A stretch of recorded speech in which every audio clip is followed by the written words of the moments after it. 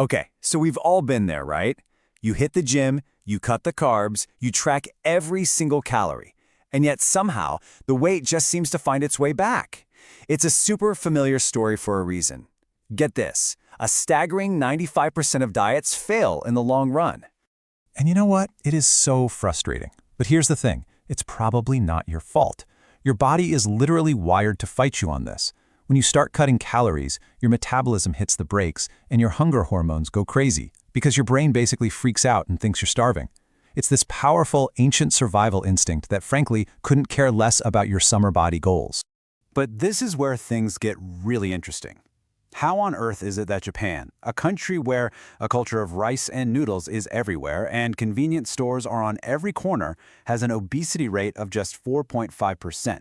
Now look at that next to the United States, which is up near 40%. Whoa, there is clearly something else going on here. So what is their secret? Well, it's not genetics, and it's probably not any of the things you're guessing. We are about to unlock the 9 real habits that are the key to how the Japanese stay so slim. And the best part? They do it without cutting out carbs, without skipping meals, and without punishing themselves at the gym. So, we're going to break these down into 3 big ideas. First, we'll look at how they eat. Then we'll get into what they eat. And finally, we'll cover the lifestyle choices that happen beyond the plate. This isn't a diet, you guys. It's a whole different way of thinking about food and life. All right, but first, let's just bust a couple of common myths. You might think, oh, well maybe they just smoke less. Nope, it's actually the other way around. About 25% of men in Japan smoke, compared to just 13% in the US. So that's definitely not it. Okay, so what about the gym? They must be workout fanatics, right? Wrong again.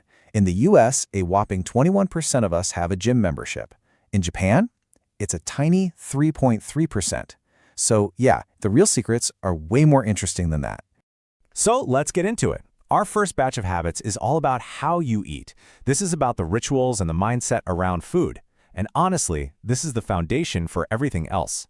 We're going to look at 3 things here that are super simple, but trust me, they are total game changers. It's all about mastering portion control, slowing way down, and actually making your meals an event.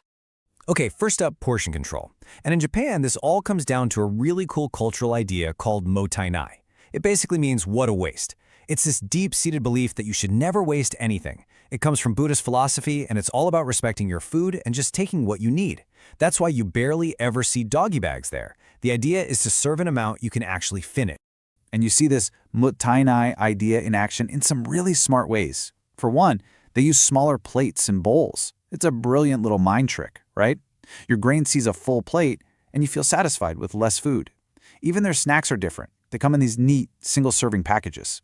It's a totally different world from the family-sized, supersized everything we're used to. All right, habit number 2 is so simple. Just slow down. You know, using chopsticks kind of forces you to do this, but you don't need them for this trick. Just try putting your fork down between bites. It takes your brain about 20 minutes to get the, hey, I'm full message from your stomach. Giving it that time is honestly a game changer for preventing overeating.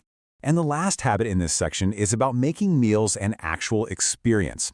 Think about it. How often do we eat while scrolling on our phones, or standing at the kitchen counter, or driving? In Japan, a meal is an event. You sit down, you focus on the food. And when you actually pay attention to the taste and the texture, you're so much less likely to just mindlessly overeat. All right, so that's how they eat. Now let's get into what they eat. And this part is all about making smarter choices with your food, but, and this is key, without ever giving up on delicious flavor.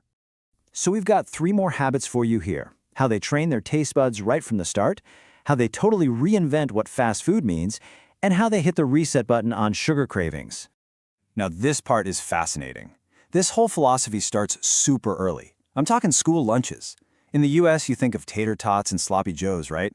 Well, in Japan, every single school lunch is planned by a nutritionist and cooked fresh, right there at the school. So from day 1, kids are learning to love and appreciate real, whole food, not just super processed junk. And this focus on quality food doesn't stop at school. It's even in their convenience food. For us, a quick breakfast is maybe a greasy breakfast burrito. In Japan, you can grab a traditional breakfast, like a rice bowl with fish and soup, for just a few bucks. Their convenience stores are packed with fresh salads and bento boxes, not just aisles of chips and candy. And now for the big one, sugar. The numbers here are just wild. The average American eats around 34 kilograms of sugar a year. In Japan, it's less than 18 kilograms. That is a massive difference. And what's really cool is science shows that when you cut back on sugar, your taste buds actually reset. That stuff that used to taste normal starts to taste way, way too sweet. It reminds me of that great quote from James Clear, "Habits are the compound interest of self-improvement." It is so true. Just think about it. Swapping one sugary drink a day for something like green tea, which is calorie-free and can even boost your metabolism, is one of those tiny changes that adds up to huge results over time. Okay, we're on to our final section. This is about the habits that go beyond just what's on your plate.